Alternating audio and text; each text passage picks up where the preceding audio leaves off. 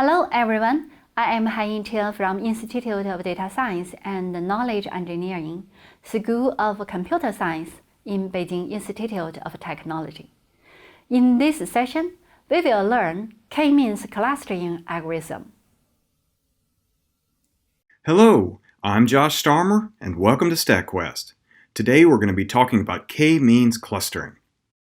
We're going to learn how to cluster samples that can be put on a line, on an XY graph, and even on a heat map. And lastly, we'll also talk about how to pick the best value for K. Imagine you had some data that you could plot on a line, and you knew you needed to put it into 3 clusters. Maybe they are measurements from 3 different types of tumors or other cell types. In this case, the data make 3 relatively obvious clusters. But rather than rely on our eye, let's see if we can get a computer to identify the same 3 clusters. To do this, we'll use K-means clustering. We'll start with raw data that we haven't yet clustered. Step 1. Select the number of clusters you want to identify in your data. This is the K in K-means clustering. In this case, we'll select K equals 3. That is to say, we want to identify 3 clusters. There is a fancier way to select a value for K, but we'll talk about that later. Step 2. Randomly select 3 distinct data points. These are the initial clusters. Step 3. Measure the distance between the first point and the 3 initial clusters. This is the distance from the first point to the blue cluster. This is the distance from the first point to the green cluster. And this is the distance from the first point to the orange cluster. Well, it's kind of yellow, but we'll just call it orange for now. Step 4. Assign the first point to the nearest cluster. In this case, the nearest cluster is the blue cluster. Now we do the same thing for the next point. We measure the distances, and then assign the point to the nearest cluster. Now we figure out which cluster the third point belongs to. We measure the distances, and then assign the point to the nearest cluster. The rest of these points are closest to the orange cluster, so they'll go in that one too. Now that all the points are in clusters, we go on to Step 5. Calculate the mean of each cluster.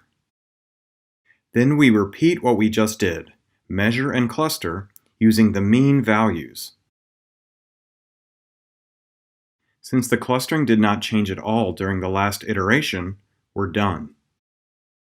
Bam! The K-means clustering is pretty terrible compared to what we did by eye. We can assess the quality of the clustering by adding up the variation within each cluster. Here's the total variation within the clusters. Since K-means clustering can't see the best clustering, its only option is to keep track of these clusters and their total variance and do the whole thing over again with different starting points. So here we are again, back at the beginning. K-means clustering picks 3 initial clusters, and then clusters all the remaining points, calculates the mean of each cluster, and then reclusters based on the new means. It repeats until the clusters no longer change. Boop, boop, boop, boop, boop, boop, boop, boop. Now that the data are clustered, we sum the variation within each cluster. And then we do it all again. At this point, K-means clustering knows that the second clustering is the best clustering so far, but it doesn't know if it's the best overall. So it will do a few more clusters. It does as many as you tell it to do, and then come back and return that one if it is still the best. Question: how do you figure out what value to use for K? With this data, it's obvious that we should set K to 3, but other times it is not so clear. One way to decide is to just try different values for K. We'll start with K equals 1.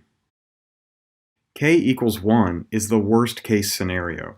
We can quantify its badness with the total variation. Now try k equals 2.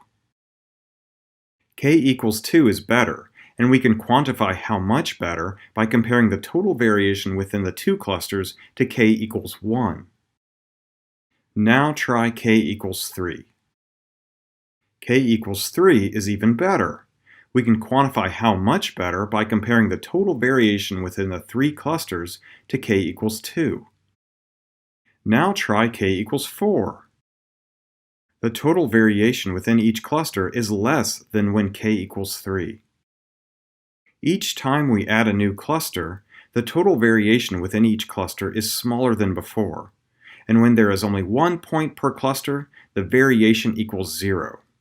However, if we plot the reduction in variance per value for k, there is a huge reduction in variation with k equals 3, but after that, the variation doesn't go down as quickly. This is called an elbow plot, and you can pick k by finding the elbow in the plot. Question: how is k-means clustering different from hierarchical clustering? K-means clustering specifically tries to put the data into the number of clusters you tell it to. Hierarchical clustering just tells you, pairwise, what two things are most similar. Question: what if our data isn't plotted on a number line? Just like before, you pick 3 random points. And we use the Euclidean distance. In 2 dimensions, the Euclidean distance is the same thing as the Pythagorean theorem. Then, just like before, we assign the point to the nearest cluster. And just like before, we then calculate the center of each cluster and recluster. Bam! Although this looks good, the computer doesn't know that until it does the clustering a few more times. Question: what if my data is a heat map? Well, if we just have 2 samples, we can rename them X and Y. And we can then plot the data in an XY graph. Then we can cluster just like before. Note, we don't actually need to plot the data in order to cluster it. We just need to calculate the distances between things. When we have 2 samples, or 2 axes, the Euclidean distance is the square root of x squared plus y squared. When we have 3 samples, or 3 axes, the Euclidean distance is the square root of x squared plus y squared plus z squared. And when we have 4 samples, or 4 axes, the Euclidean distance is the square root of x squared plus y squared plus z squared plus a squared, etc., etc., etc. From the video, we understand the mechanism of the k-means clustering algorithm.